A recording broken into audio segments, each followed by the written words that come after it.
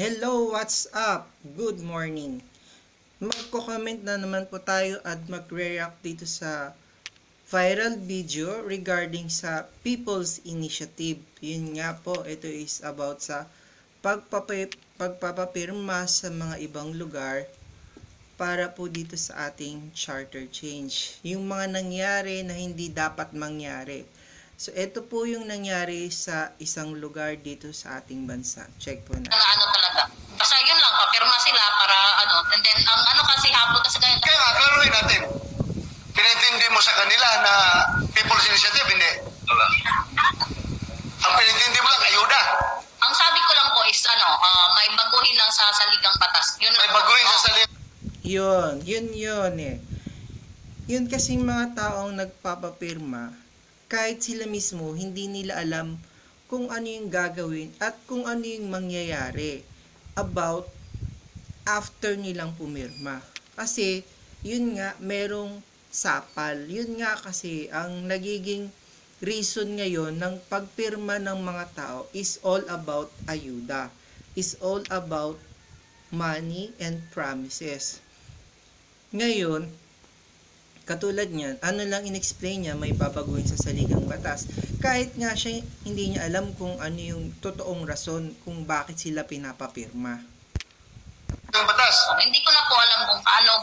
Basta yun lang, kasi yun lang ang sabi sa akin po. Okay, sa likod mo yung nag-iling-iling na ulo, sila ba kayo ba yung pinapirma? Ni Coordinator Batsing? O yan. Diba sabi nga, People's Initiative. So, ibig sabihin, dapat kusa kang pipirma or ikaw mismo mag-i-initiate before anyone else. Initiative nga eh. So, ang nangyayari kasi ngayon, yung gobyerno na ang lalapit sa tao. So, hindi na initiative ang tawag doon. Tapos mag-offer kayo ng ayuda. Malamang, yung tao naghihirap, syempre, in-offeran mo ng ayuda. Syempre, isipin, uy, may pagkain ako bukas. Pero hindi na nila naiisip, anong mangyayari after ng bukas. Pwedeng oo, naisip nila yon, pero pwedeng nagkamali sila. Pero kasi kung People's Initiative, nag-initiate ka, ikaw ang nagkusa, hindi mo na yun, napag-isipan mo na yun, di ba? Pipirma ka, alam mo kung anong mangyayari, at alam mo kung ano yung ginagawa mo. Dapat ganun ang People's Initiative. Please, upo kayo dito. Harap. Kayo muna ko, sabi ko. Sandali po. Ang taong kinontak ko po, si Forok Leader po. Para siya ang pa-istak pa. Forok Leader, punta ka dito. Huwag ka matakot, Batsing. Hindi kita ipakulong. Kaya nga ako nandito po para ko po. Sige. Magandang hapon po sa lahat. Yes po. Yon lang po ang sabi niya. May babaguhin at saka may narinig akong ayuda. Yon lang. Yun na yun eh, ayuda. Ayuda nga talaga. So, ang labanan dito is pera-pera lang talaga. Pera-pera, ayuda-ayuda. So, kung walang ayuda, walang pirma. Ganon din ang nangyayari sa kanila.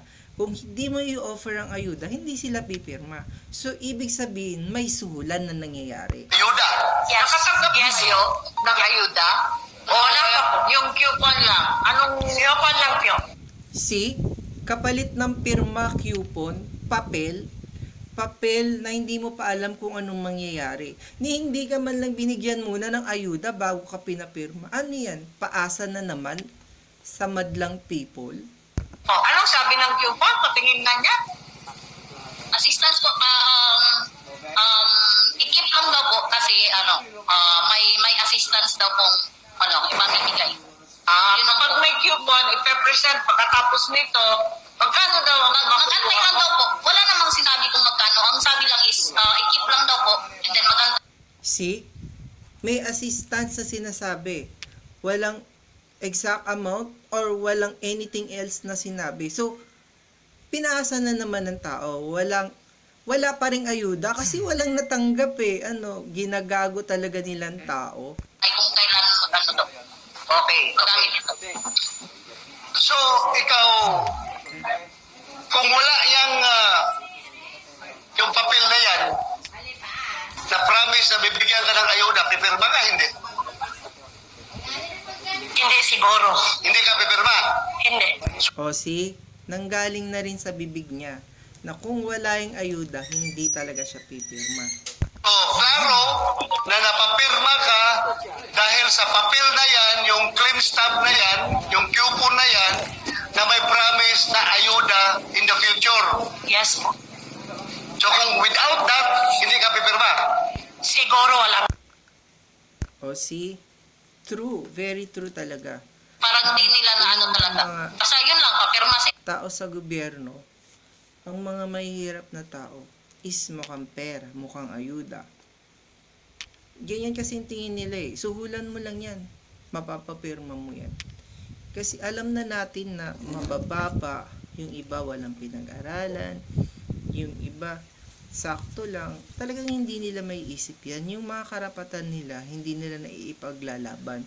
Dahil kulang sila sa kaalaman. Pero sana, huwag nating abusuhin.